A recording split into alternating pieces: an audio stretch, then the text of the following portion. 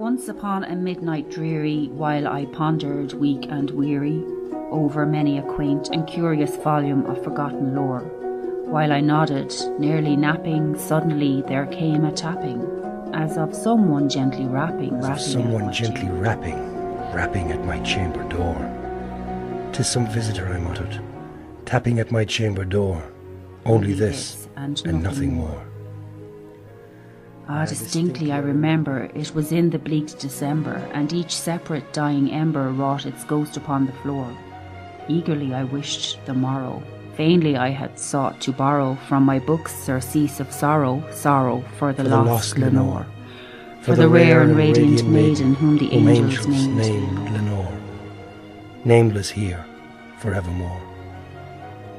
And the silken, sad, uncertain rustling of each purple curtain thrilled me, filled me with fantastic terrors never felt before, so that now, to still the beating of my heart, I stood repeating, "'Tis some visitor entreating entrance at my chamber door, some late visitor entreating entrance at my chamber door.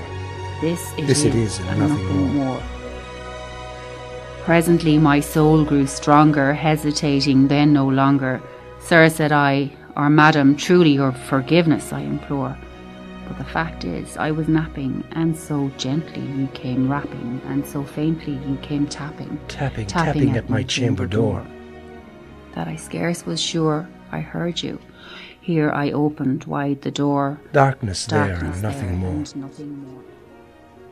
Deep into that darkness peering, long I stood there wondering, fearing, doubting, dreaming dreams no mortal ever dared to dream before. But the silence was unbroken, and the stillness gave no token, and the only word there spoken was the whispered word, "Lenore." This I whispered, and an echo murmured back the word, "Lenore." Merely this and nothing more. Back into the chamber turning, all my soul within me burning, soon again I heard a tapping, somewhat louder than before. "Surely," said I, "surely that is something at my window lattice. Let me see then what there it is, this mystery explore. Let my heart be still a moment, and this mystery explore. 'Tis the wind, and nothing more." Open here I flung the shutter, when, with many a flirt and flutter, in there stepped the stately raven of the saintly days of yore. Not the least obeisance made he, not a minute stopped or stayed he, but with mien of lord or lady perched above my chamber door. Perched upon a bust of Pallas, just above my chamber door, perched and sat, and nothing more. Then this ebony bird beguiling my sad fancy into smiling, by the grave and stern decorum of the countenance it wore. "Though thy crest be shorn and shaving, thou," I said, "art sure no craven, ghastly, grim, and ancient raven wandering from the nightly shore. Tell me why thy lordly name is on the night's Peludian shore." Quoth the raven, "Nevermore." Much I marvelled this ungainly fowl to hear discourse so plainly, though its answer little meaning, little relevancy bore.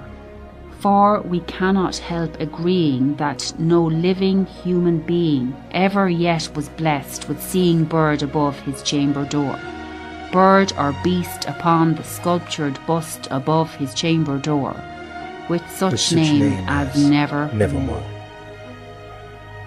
But the raven, sitting lonely on the placid bust, spoke only that one word, as if his soul in that one word he did outpour.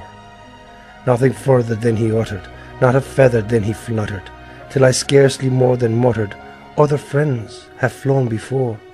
On the morrow he will leave me, as my hopes have flown before." Then the bird said, "Nevermore." Startled at the stillness broken by a reply so aptly spoken, "Doubtless," said I, "what it utters is its only stock and store, caught from some unhappy master, whom unmerciful disaster followed fast and followed faster, till his songs one burden bore, till the dirges of his hope that melancholy burden bore, of nevermore. nevermore."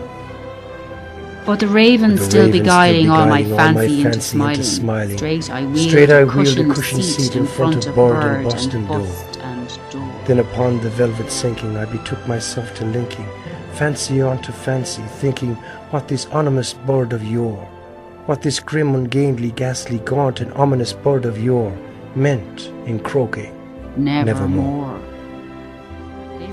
This I sat engaged in guessing, but no syllable expressing to the fowl whose fiery eyes now burned into my bosom's core. This and more I sat divining, with my head at ease reclining on the cushion's velvet lining that the lamplight gloated o'er, but whose velvet violet with the lamplit glowing o'er, she shall press, nevermore.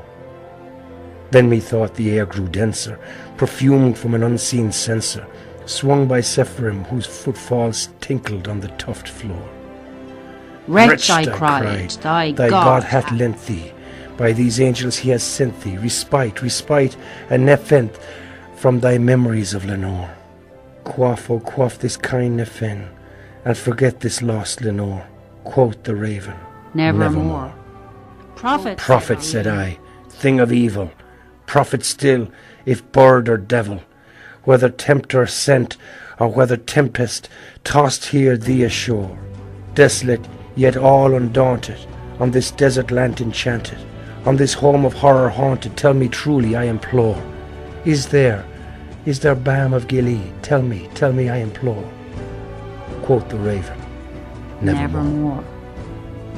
Prophet, said I, thing of evil, prophet still, if bird or devil, by that heaven that bends above us, by that God we both adore, tell this soul with sorrow laden, if, within the distant Aegean, it shall clasp a sainted maiden, whom the angels named Lenore.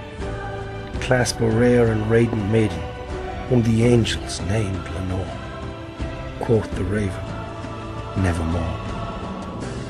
Be that word our sign of parting, bird or friend, I shrieked upstarting, get thee back into the tempest and the night's Pelutian shore.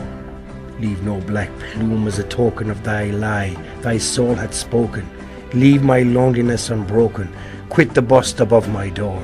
Take thy beak from out my heart and take thy form from off my door. Quoth the raven, nevermore. And the raven, never flitting, still in city, still in city, on the placid vault of palace above my chamber door.